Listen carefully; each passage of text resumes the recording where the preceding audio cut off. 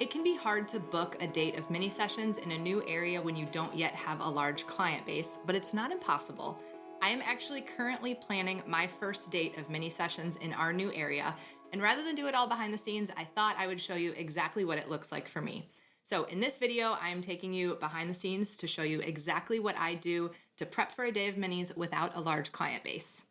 Hey friend, I'm Erin, a military spouse and teacher turned photographer, and I love helping fellow MILSPOUSE photographers build businesses that thrive despite frequent moves. For the last few years, I have regularly been offering mini sessions because not only do I find that a lot of families like them, but when priced correctly, they can also be really profitable for me. So before I do anything else, I need to run my cost of doing business so I can decide how I want to price these sessions. Now, I have a whole nother video on what exactly this looks like. So for the sake of this video, we're just going to decide on $2.99 per session. But I don't want you to think that I just pulled that number out of thin air. I really want to make sure that you're running your cost of doing business ahead of time so that you know that these mini sessions will be profitable for you. To make this easy, I will include a link in the description below for my freebie 5 ways to PCS prep your photography business. That includes the exact cost of doing business calculator that I use to run my numbers. I would love for you to use it too. Once I decide on the price, I need to figure out the very important detail: when am I hosting these mini sessions? I like to do this on the calendar view inside Trello, and then I work backwards to build out the marketing plans that I have then for the mini sessions. Let's take a look at what that looks like. With my mini sessions falling on April 12th, I am going to work backwards about 6 to 8 weeks here to map out my marketing plans. So 8 weeks out is going to be February 15th. So you can see here that I've created cards for all of the different key dates, emails, social posts, and things like that that I'm going to need to plan ahead of time.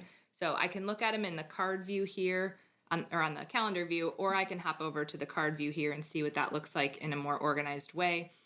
Basically, I want to have mapped out the posts that I'm going to be sharing in Facebook groups, the posts that are going to go out on my own social pages, and then any emails that I'm going to write as well. Now, since I'm doing a giveaway as part of this, I've got the giveaway things lined up first. So I'm going to launch the giveaway on February 24th. So I need posts for the groups that I'm allowed to post that in, and then an email follow-up for people who have entered. In the groups that I'm in that I'm planning to post in, I can post on Mondays and Wednesdays about my business. So I have cards set up for each of those days. Then I'll close the giveaway on that Thursday. I need a post for that on my own Instagram, Facebook pages as well. And then I'm going to announce that winner on Friday. And then with the winner announcement, we're going to get more into this in a bit, I'm going to be including an incentive to book for anyone who entered. So that's going to be kind of my early booking window that opens. So I will announce that in the email as well. And then I'm going to be sending follow-up emails over the next couple of days to encourage people to book. Once the early booking is done, then I will open the rest of the spots to the public, any that remain. And I've got cards set up ahead of time that I will be able to pre-plan my copy and things like that. More on that to come in a minute. But at this point, I like having the calendar with all of the key dates and key posts that I need to have just to get myself organized. Now, once I have an idea of all of the content that I need, I like to batch create my images in Canva. Basically, I'm thinking about the different sizes that I'm going to need for the different types of posts. So I need some vertical graphics for Instagram. I need some story graphics for Instagram. I need things for my Facebook posts. I need any graphics I'm going to include in my email. I'll show you in a minute here my CRM, but I need a banner image for that as well. So with all of these things in mind, I find it best to batch create the images before I start putting them in all the places that they need to be. So I'm looking at the Trello board, I'm trying to figure out what exactly I need, and then I'm going to go to Canva and create all of those graphics at one time. So let's take a look at what that looks like. So you can see here in Canva, I've created a project for mini sessions so that I have all of my files in the same spot here. And I actually just recreate in the same file every time I host mini sessions. So these vertical templates are new since the Instagram grid just changed from being squares to vertical, but you can see in the square one previously, there's 23 slides in here because I've done this for a bunch of different mini sessions in the past. So I find this helpful because once I've created it once, I can just update it with the new information when I'm running a new day of minis. So let's take a look at what one of them looks like. Here's the vertical one. I've got a graphic here ready to go for my Instagram feed talking about the giveaway, and then another one without the giveaway marker that I'll post once the giveaway is over. And then I've pre-created one for that when all of the dates are sold out, I can share that as well. But one of the most important things that I want to comment on here, because I think a lot of us find ourselves in this situation when we get to a new area, is that I don't currently have promo shots for the place that I'm going to be shooting. If I was here last spring, I could have used previous spring photos, but we just moved here a few months ago. This is my first spring being here. And so I don't have a photo that's going to show exactly where we're going to be. Now, I took photos there in the fall, but I opted to use previous spring sessions that I took last year that look like they could have been taken anywhere, as opposed to photos from that exact location in the fall where the foliage is totally different and would probably be confusing to somebody trying to book.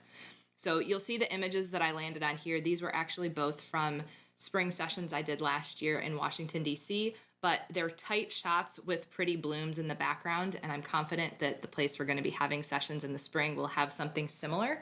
And so that's how I landed on these images.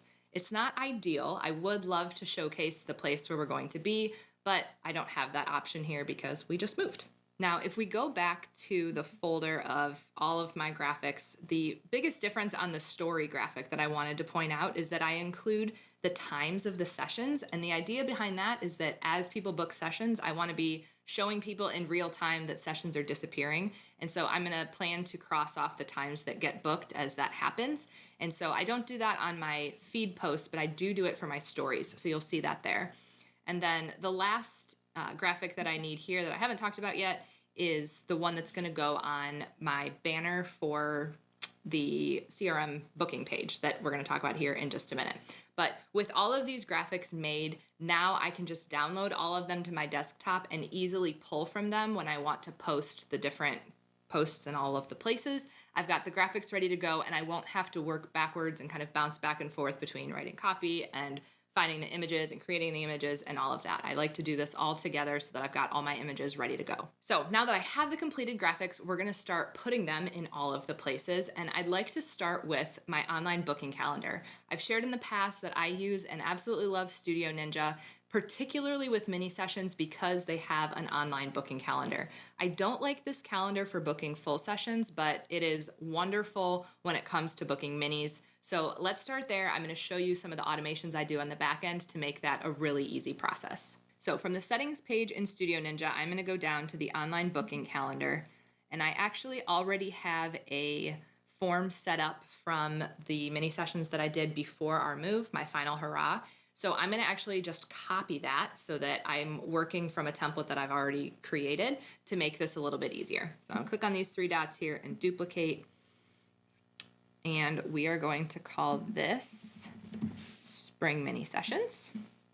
And then I'm just going to go through and update the different things in here that need to be updated. So we'll start with this banner image here. I'm going to go back to Canva and download the first page of this file. I'm going to save that. Perfect. Then we're going to go in here to the settings to change the additional information in here. So these are going to be Spring Mini Sessions. They are regularly $2.99, so I'm going to leave that alone. And I typically divide the payment up as a $150 non-refundable initial payment to cover all of the time that you're seeing here that goes into scheduling these sessions and booking them. And then the remaining payment is due 1 week prior to the session. So when I'm setting it up, the only downside that I found so far in Studio Ninja is that I can't break the payment apart when I'm using the online booking calendar. And so I'm showing the price here as being the $150 non-refundable initial payment, but I want to be very clear to the client that that's not the total cost of the session. The total cost is the $299 that's listed here. So I'm going to leave that part alone. I'm going to change this information here since this is not our final hurrah. So we'll say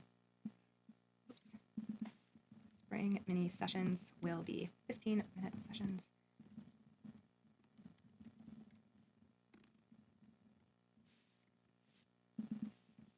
So date and time, letting them know they're going to get 5 digital images and the option to purchase additionals if they would like.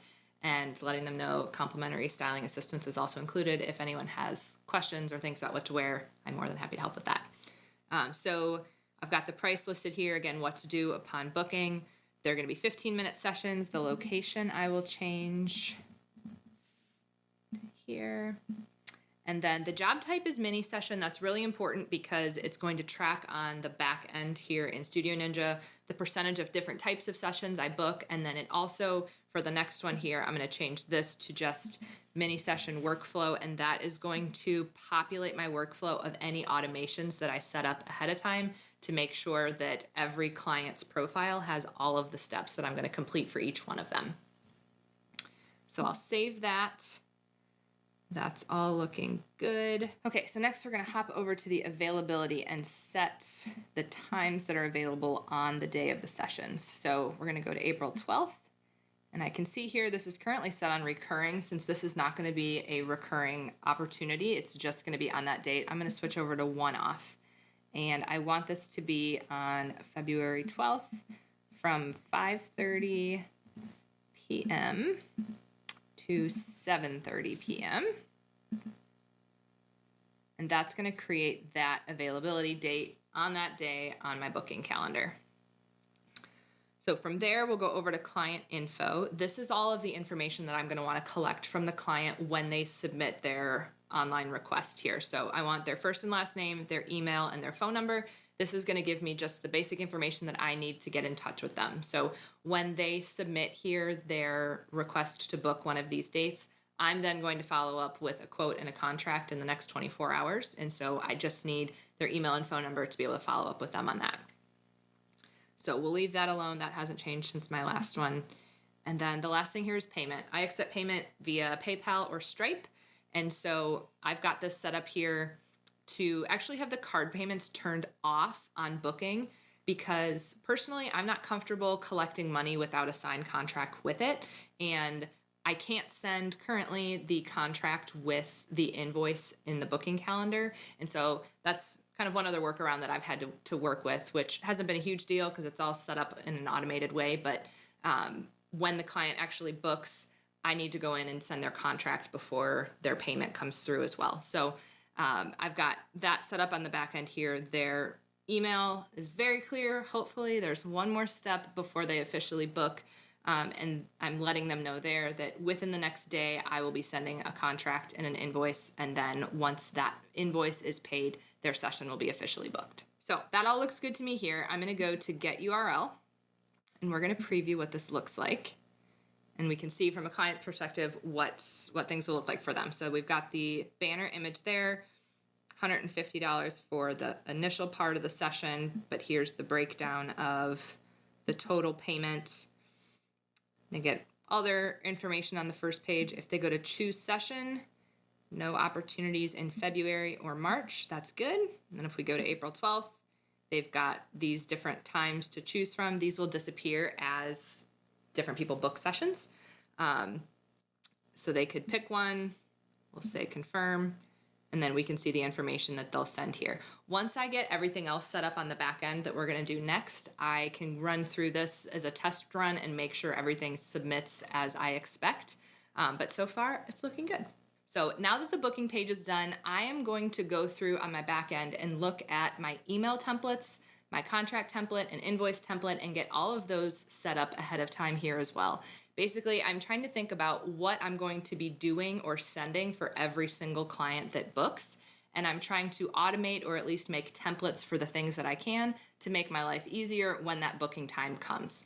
So let's take a look. I'm going to hop over here to, we're going to go to the settings, and we're going to go to the email templates.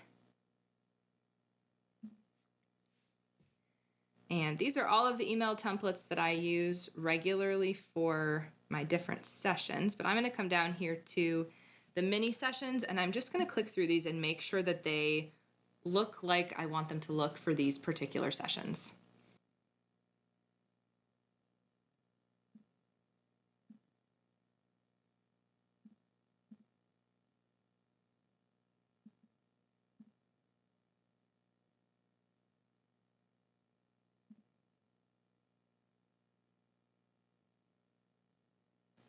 Okay, once I feel good about the email templates, the next thing to look at are the quote and invoice templates.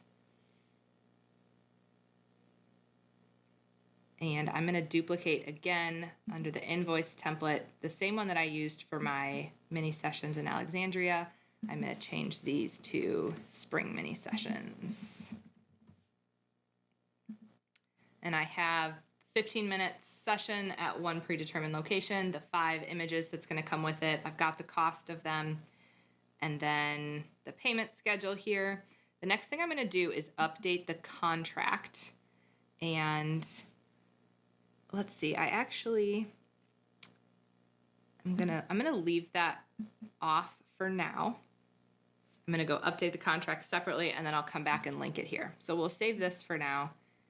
And then let's go to contract templates.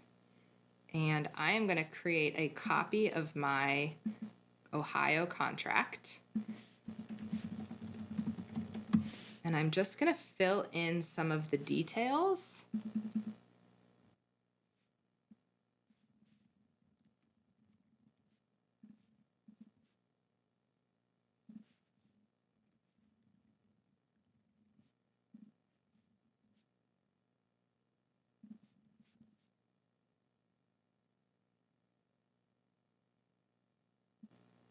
So now I have the location information, the number of images included, all of the things that I would normally potentially update on a contract. It's all set, and I've got the automation set up so that it's going to pull the name of the client and the time of their session to put right in the contract. So now I can go back to those invoice settings, and I can link that contract, which I'm going to want for everybody. Whoops, this one.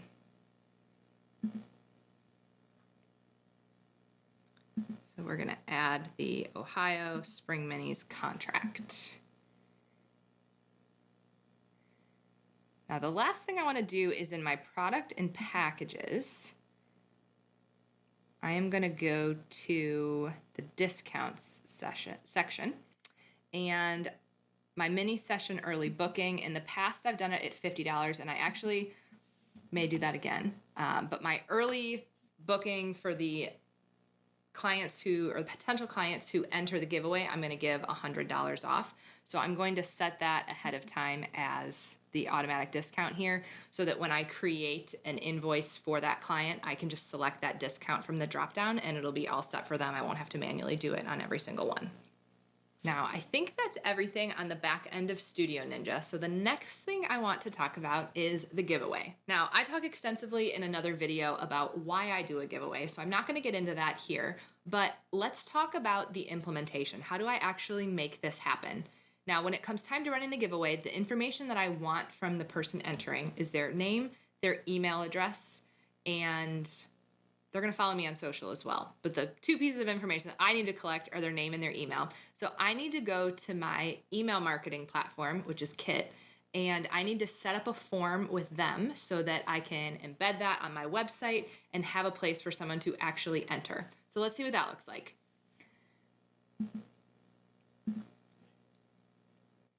You can see here in Kit, it's a very simple form. I'm just asking for their first name and their email address. And then once I've created the form, when I go to publish, I'm looking for the HTML, and I'm just going to copy this code.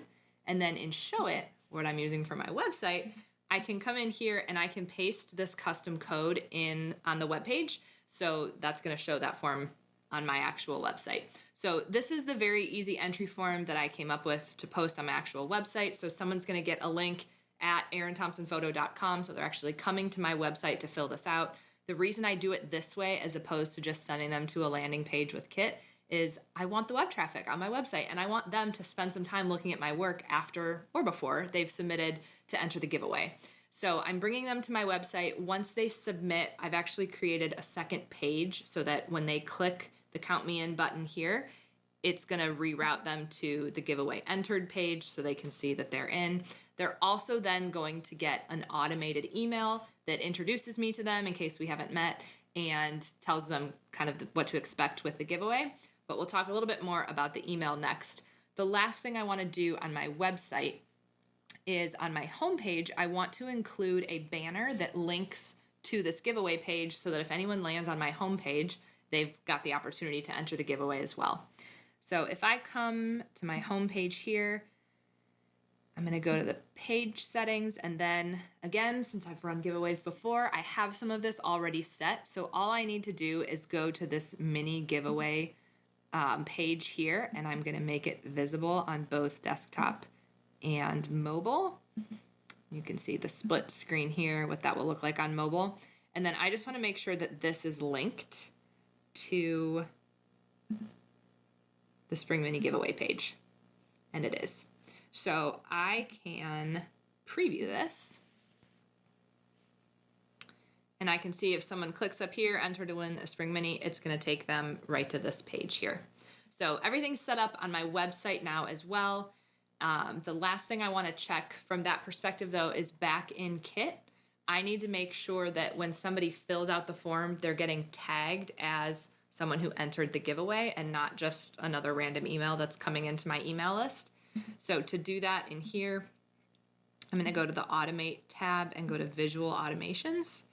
And then right at the top, 2025 Spring Mini Giveaway. I've got this set up here so that when they sign up for this form, they're getting a tag added as the Spring 2025 giveaway, so that when it comes time for me to send emails and make announcements and things, I'm just sending it to this segment of my email list. Now, speaking of emails, that is one of the last big things that I need to tackle here. I don't know about you, but writing is not my favorite thing, but I find that when my head gets in the writing zone, I can crank it out and get it done. I have a hard time going back and forth between different tasks when it comes to writing. And so I like to do my very last step before I launch these minis is to write out all of my copy that I'm going to need, all of my social media captions, all of my giveaway posts, all of the emails. Once I get my head in that zone, I do a much better job getting it done efficiently as opposed to just coming up with a caption or a post every day that I need to post it.